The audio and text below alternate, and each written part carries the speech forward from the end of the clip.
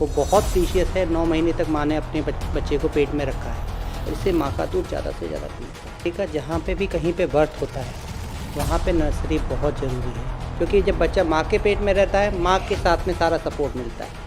बाहर आता है तो उसे अपनी ज़िंदगी खुद शुरू करनी होती है, अपना लंग्स और अपने हार्ट को फंक्शन करना होता है। इस हॉस्पिटल को बेसिकली हाई रिस्क प्रेगनेंसी के रूप में डेवलप किया गया है। अभी तक इस एनआई और यहाँ से सीखी हुई नॉलेज को यूज कर रहे हैं जनरल पब्लिक के लिए और पेरिफेरी में। नमस्कार, आप देख रहे हैं इंडिया टाइम 24 न्यूज़। आपके साथ मैं हूं प्रवीण। नवजात शिशु की केयर कैसे करें, उन्हें नर्सरी की कितनी ज़रूरत है, कैसे उनका ध्यान रखें, इस पर बात करने के लिए आज मेरे साथ नवजात शिशु विशेषज्ञ डॉक्टर मनीष मौजूद हैं भगत चंद्रा हॉस्पिटल से। सर, बहुत बहुत स्वागत। नमस्कार जी, थैंक यू। डॉक्टर मनीष, सबसे पहला सवाल रहेगा, कितनी ज़रूरत होती है नर्सरी की? एक बच्चे का जहाँ पे भी कहीं पे बर्थ होता है वहाँ पे नर्सरी बहुत ज़रूरी है, क्योंकि आज की डेट में हर प्रेगनेंसी प्रीशियस प्रेगनेंसी है। वो बहुत प्रीशियस है। 9 महीने तक माँ ने अपने बच्चे को पेट में रखा है।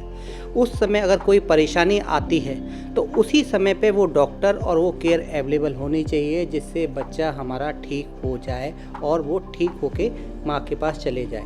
क्योंकि जब बच्चा माँ के पेट में रहता है माँ के साथ में सारा सपोर्ट मिलता है।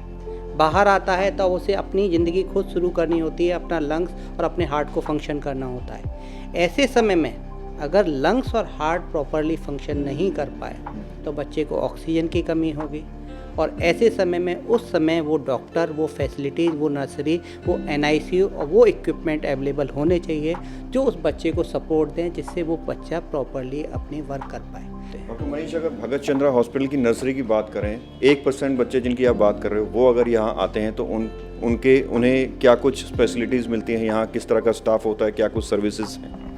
इस हॉस्पिटल को बेसिकली हाई रिस्क प्रेगनेंसी के रूप में डेवलप किया गया है। हाई रिस्क प्रेगनेंसी जो होती हैं जिसमें माँ को कोई परेशानी होती है और जो माँ के डॉक्टर होते हैं उन्हें ये लगता है कि ये बच्चा समय से पहले पैदा हो सकता है, या इसकी ग्रोथ कम हो रही है, या ये बच्चा जब बाहर आएगा तो उसे कुछ परेशानी हो सकती है, उसके हार्ट और लंग सही तरीके से काम करने में सपोर्ट की ज़रूरत हो सकती है। ऐसे बच्चों के लिए स्पेशली उनकी डिलीवरी इसी हॉस्पिटल में कराई जाती है।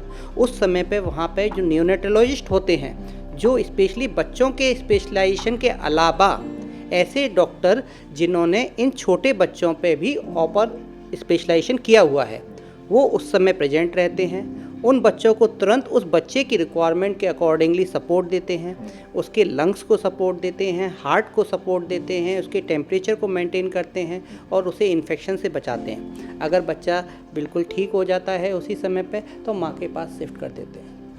टेक्नोलॉजी की बात करें तो हॉस्पिटल में किस तरह की टेक्नोलॉजीज़ का यूज़ होता है? क्योंकि अंदर मशीनें भी होंगी, कैमरा तो अलाउड नहीं, हम देख नहीं पाए, अंदर मशीनें भी होंगी, कुछ इक्विपमेंट्स भी होंगे, वो किस तरह के? देखिए, इस हॉस्पिटल में सबसे जो इक्विपमेंट हैं जो न्यूबॉर्न नर्सरी के लिए होने चाहिए वो सबसे आधुनिक हैं। इसका मतलब क्या, जो बबल सीपैप होता है, एक सीपैप होता है कि बच्चे के लंग्स खुलने होते हैं। मतलब ये हमारे यहाँ पे पहले बोला जाता था गांव में कि बच्चे को रोना बहुत ज़रूरी है। रोने का मतलब क्या था कि मतलब बच्चा रो रहा है, उसका लंग्स पहले जो सिकुड़े हुए थे वो फूल गए। लेकिन कुछ बच्चों के लंग्स पूरी तरह से खुल नहीं पाते। अब ऐसे बच्चों के लंग्स 2 तरीके से खुल सकते हैं, या तो उन्हें बहुत तेज़ी से प्रेशर दिया जाए और उससे खोल दिया जाए, या उसे धीरे धीरे प्रेशर दिया जाए, उससे खोला जाए। तेज़ी से प्रेशर देके भी खोला जा सकता है, लेकिन उससे सबसे बड़ी चीज़ होती है, एक बैलून होता है, उसमें तेज़ी से प्रेशर बढ़ेंगे तो फूटने का खतरा रहता है, डैमेज होने का खतरा रहता है। धीरे धीरे प्रेशर देके अगर उसे खोलेंगे तो बच्चे के लंग्स जो इतने सॉफ्ट होते हैं और इतने सोफिस्टिकेटेड होते हैं, उनको खोला जा सकता है, जिससे बच्चे को कोई परेशानी नहीं होगी, बच्चे के बॉडी सिस्टम को कोई परेशानी नहीं होगी और बच्चा बिना किसी इंजरी के उसको एडेप्ट कर लेगा। हम उसे प्रोएक्टिवली अगर लगा दें तो 99% बच्चे बिना वेंटिलेटर के ही लंग्स को धीरे धीरे फुला के ठीक किया जा सकता है। हाँ, 1% बच्चों में वेंटिलेटर की ज़रूरत पड़ती है। वो भी 2 तरीके के वेंटिलेटर होते हैं। एक वेंटिलेटर नॉर्मली वेंटिलेटर होते हैं, कन्वेंशनल वेंटिलेटर। उसमें क्या होता है कि वो बच्चे को सांस देते हैं 30 से 40 बार या 50 बार, लेकिन कई बार बच्चे को ऑक्सीजन उससे बॉडी में नहीं पहुंच पाती, तो उसके लिए हाई फ्रिक्वेंसी वेंटिलेटर होते हैं जो बच्चे को 100 से 1000 बार 1 मिनट में वेंटिलेशन देते हैं। अवेलेबल है वो हमारे यहाँ पे अवेलेबल हैं, जिसे कहते हैं हाई फ्रिक्वेंसी वेंटिलेटर। वो बहुत सारे सेंटर में नहीं मिलते। और सबसे एक दूसरी बड़ी बात, इक्विपमेंट बहुत लोग और बहुत जगह पे रखे जा सकते हैं, लेकिन इक्विपमेंट चलाने वाला और इक्विपमेंट चलाने के साथ उसके साथ में जो नर्सेज जो उसकी केयर करती हैं, वो बहुत बड़ी चीज़ है। एक सीपैप और एक हाई फ्रिक्वेंसी वेंटिलेटर तब तक काम नहीं कर सकता जब तक उसके साथ राउंड द क्लॉक एक डॉक्टर और एक स्टाफ नहीं हो कंटिन्यूसली। तो इतनी अच्छी सर्विसेज हैं, हाई टेक्निक की मशीनें हैं, महंगा तो बहुत होगा हॉस्पिटल। एक्चुअली ये जो NICU इस्टेब्लिश किया गया था, ये NICU एक कोलोब्रेशन से इस्टेब्लिश किया गया था, जिसमें ये था कि हमें एटलीस्ट लो इनकम ग्रुप और मिडिल इनकम ग्रुप के जो लोग हैं उनको केयर देनी है। अगर आप किसी भी तरह से रेट कंपेयर करेंगे तो इस हॉस्पिटल के रेट सबसे लो कॉस्ट हैं। उन्होंने ज़्यादातर कोशिश उनका यही रहता है कि कॉस्ट को किसी तरह से ना बढ़ाया जाए, स्पेशली डॉक्टर CM भगत सर का, उससे कॉस्ट को ना बढ़ा के हम एटलीस्ट लो कॉस्ट और मिडिल कॉस्ट जो इनकम होती है, मिडिल क्लास जो लोग होते हैं और लो क्लास जो लोग होते हैं, मतलब लो क्लास का मतलब जिनकी फाइनेंशियल कंडीशन मतलब वो अफोर्ड नहीं कर पाती हायर मतलब बहुत ज़्यादा 5 स्टार होटल को, उनको वो फैसिलिटीज़ एटलीस्ट उन बच्चों के लिए मिल जाए। इसके लिए मैं डॉक्टर CM भगत सर का बहुत शुक्रिया। और बेसिकली हमने यहाँ पे बेसिक केयर को ज़्यादा से ज़्यादा इन्वॉल्व किया है।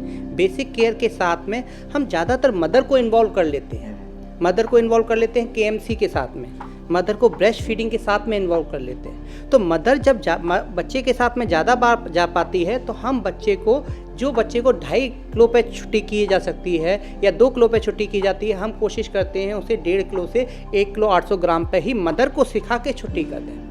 तो हमारा मोटिव ये रहता है कि हाँ, बच्चे को जो ज़रूरी है उसको हमें कम नहीं करना, लेकिन जल्दी से जल्दी वो केयर, नर्सिंग केयर मदर को सिखा दी जाए, जिससे हम उस कॉस्ट को कम कर पाएँ और स्टे को कम कर पाएँ। फीडबैक की बात करें या सक्सेस रेट की बात करें, वो क्या है?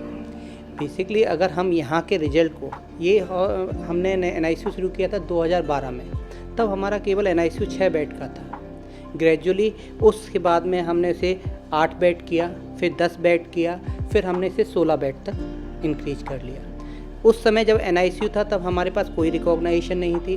3 साल में ही ये NICU पहला NICU था इंडिया का जिसे 3 साल में ही recognition NNF national Neonatology forum से मिल गई, लेवल 2B की, और फेलोशिप शुरू कर दी।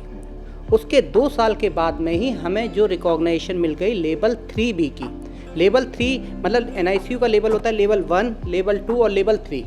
लेवल 3 जो बोलते हैं, जो सबसे विकसित और सबसे आधुनिक सुविधाओं से युक्त NICU होता है, जिसमें सारे स्पेशलिस्ट डॉक्टर उस न्यूबॉर्न बेबी के लिए जो उसको ज़रूरत है वो अवेलेबल होते हैं। तो यहाँ पे लेवल 3 की हमारे को recognition National Neonatology Forum of India है, जो पूरे इंडिया के न्यूनेटोलॉजी की बॉडी है। हमने कवर भी किया था लास्ट टाइम जब इसका कार्यक्रम। जी बिल्कुल, और इस चीज़ को हमने आज तक मेंटेन करके रखा हुआ है। इवन उसके अलावा यहाँ पे हमारे यहाँ पे डॉक्टर्स जो होते हैं जो MSMD करके ते हैं, MSMD करने के बाद वो आके यहाँ पे सीखते हैं कि न्यूनेटोलॉजी को किस तरह से किया जाता है, और वो यहाँ से जाके पेरीफेरी में या बिहार में या कई जगह पे जाते हैं और वो अपना NICU बनाते हैं। मतलब स्टाफ भी हैं और डॉक्टर भी हैं, और ये हम कम से कम 2015 से ये प्रोग्राम चला रहे हैं, और यहाँ पे कम से कम हमारे 8 डॉक्टर अभी तक इस NICU से जा चुके हैं, जो अपना सेपरेट NICU अब चला रहे हैं और यहाँ से सीखी हुई नॉलेज को यूज कर रहे हैं जनरल पब्लिक के लिए और पेरीफेरी में। सबसे पहली बात, प्लीज़ अपने गायनेकोलॉजिस्ट और माँ के डॉक्टर हैं उन पर भरोसा करो। वो जब टेस्ट बोलते हैं तब उस टेस्ट को कराना ज़रूरी है। बहुत शुक्रिया बात करने के लिए। Thank you very much. तो ये थे मेरे साथ डॉक्टर मनीष, जिन्होंने नवजात शिशुओं से संबंधित तमाम ऐसी जानकारियां दी जो शायद आपको ना पता हो और आपके काम भी आए। कैमरा जर्नलिस्ट नीरज के साथ प्रवीण, इंडिया टाइम 24 न्यूज़। खबरों से खबरदार रहने के लिए चैनल को सब्सक्राइब करें और प्रेस करें बेल आइकन।